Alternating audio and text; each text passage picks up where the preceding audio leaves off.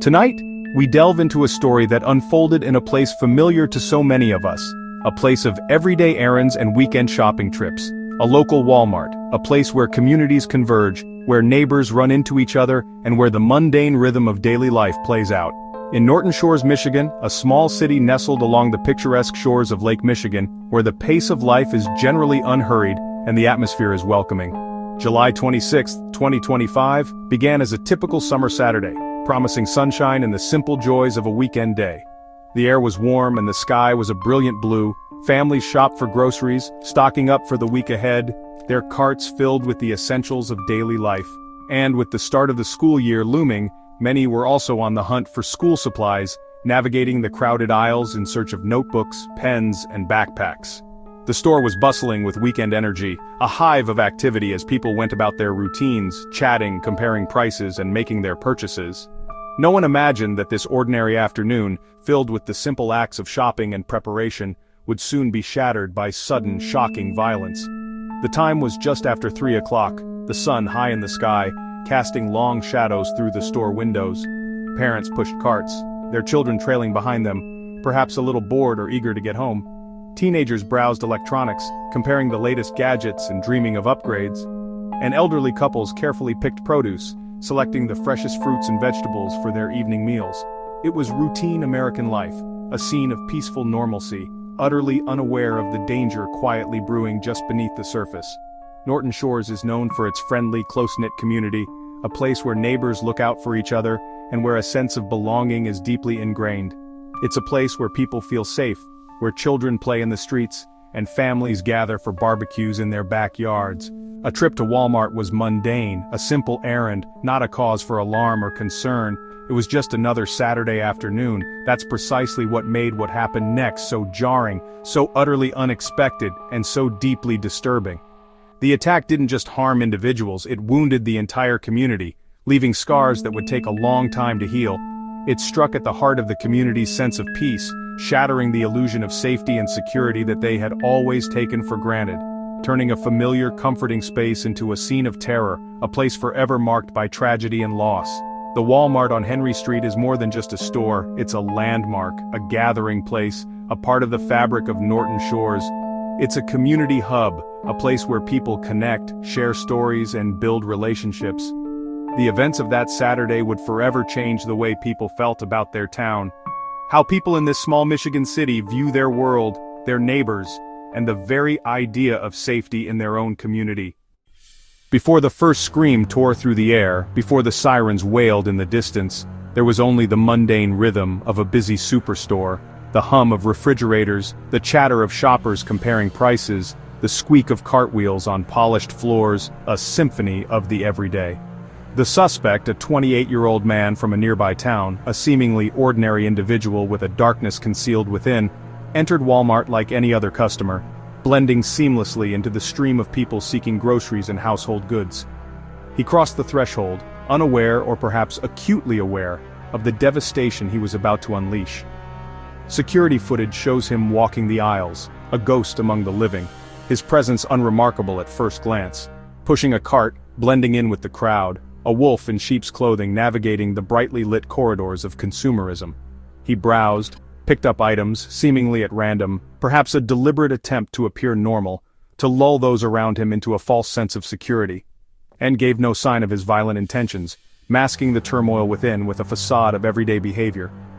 Witnesses later recalled seeing him, a fleeting impression, a face in the sea of shoppers. But he was just another face in the crowd, easily overlooked, easily forgotten until it was too late.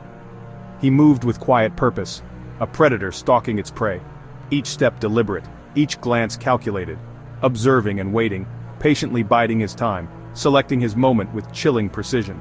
The normality of his actions was perfect camouflage, a shield against suspicion, a mask concealing the darkness within, allowing him to get into position unnoticed, to maneuver himself into the heart of the unsuspecting crowd. Employees restocked shelves, oblivious to the impending horror, their focus on the task at hand. Customers chatted, discussing their shopping lists and weekend plans, unaware that their lives were about to be irrevocably altered.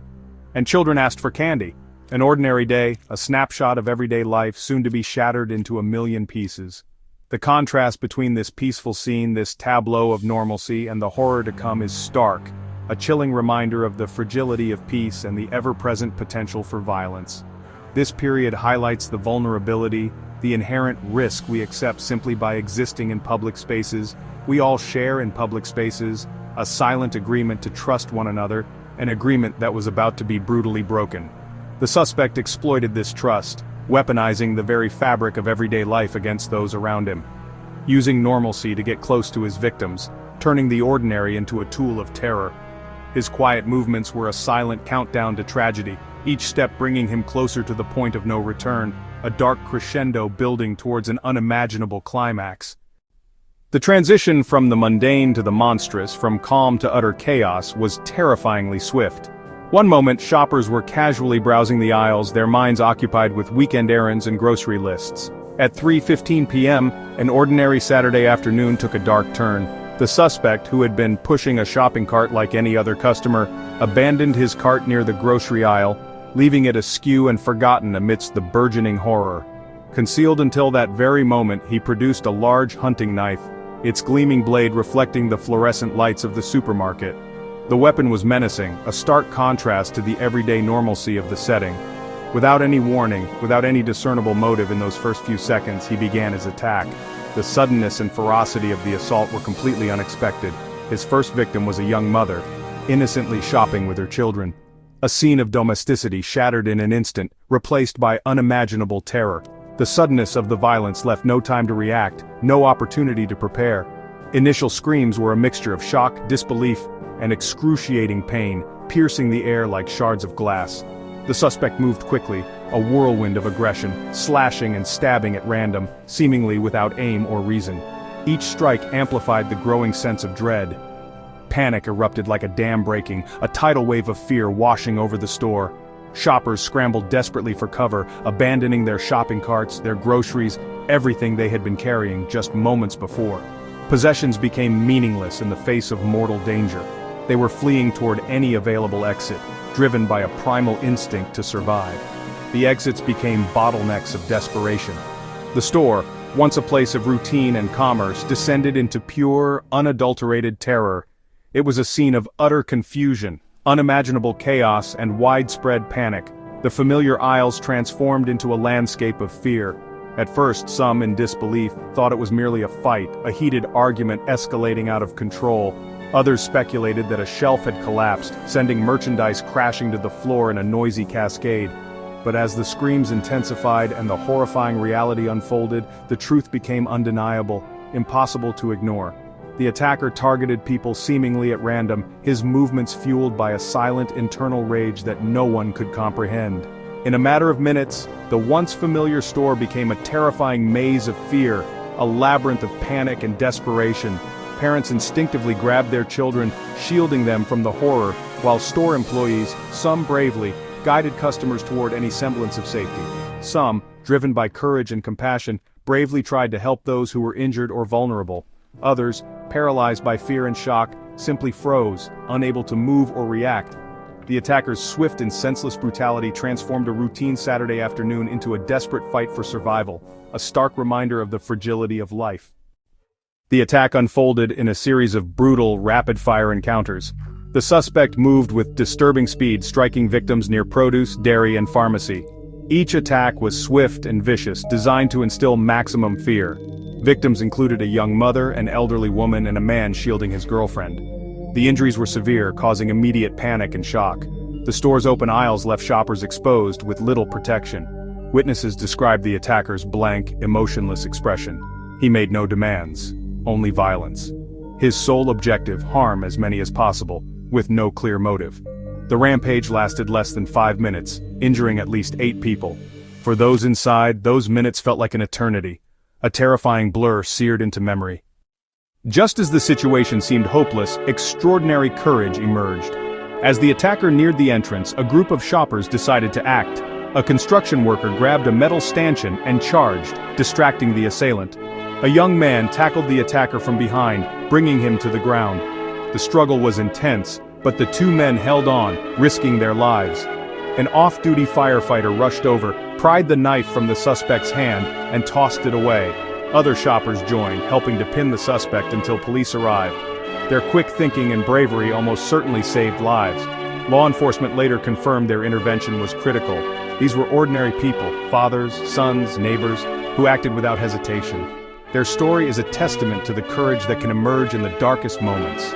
In the face of terror, the community's instinct was to protect one another. Once the attacker was subdued, chaos gave way to grim reality. The store filled with cries, sirens, and people rendering aid. Shoppers with first aid knowledge rushed to help using clothing to stop bleeding. Police and emergency services arrived within minutes, finding the suspect pinned down. Officers secured the scene, allowing paramedics to treat the wounded. 8 people were injured, some critically, and ambulances lined up to transport victims. First responders worked swiftly, setting up triage and stabilizing patients. The sight of ambulances leaving was a stark reminder of the tragedy. Police began securing the crime scene and supporting traumatized witnesses. Hundreds were escorted out, gathered in the parking lot, and given support as investigators began piecing together what happened. With the suspect in custody, the focus shifted to the investigation. The Walmart was closed, now a massive crime scene. The FBI joined local police, signaling the seriousness of the attack. The suspect, a 28-year-old with no major criminal record, was charged with multiple counts of assault with intent to murder. Prosecutors vowed to pursue the maximum penalties. Investigators reviewed surveillance footage, searched the suspect's home, and analyzed his devices for clues to motive. Understanding why is a key focus for both law enforcement and the community. Witnesses' accounts are crucial for building the case. The community anxiously awaits answers, hoping to understand what drove such violence. Sadly, the Norton Shores attack is not isolated. It fits a troubling pattern of unprovoked violence in public spaces across the U.S. Incidents like this, whether involving guns or knives, turn safe places into scenes of horror. Perpetrators are often described as lone individuals, sometimes with mental health issues or social isolation. The response is familiar: shock, grief, community support, and calls for action. Better mental health care, enhanced security, but no easy answers. For Norton Shores, these national debates are now deeply personal. The search for answers is not just for investigators, but for the entire community. The impact on Norton Shores has been profound. The Walmart remains closed, its empty lot a somber reminder. Vigils and fundraisers have brought residents together to support victims and first responders. Mental health counselors have volunteered, offering support to those affected. Acts of kindness and solidarity are helping the community heal. The heroes who intervened are celebrated, their actions a source of pride and inspiration. Norton Shores refuses to be defined by fear. The community's strength is on full display. The road to recovery will be long, but the response shows a determination to unite and rebuild. The story of the Norton Shores Walmart attack is one of darkness and light. In the face of senseless violence, the community's courage and resilience shine through.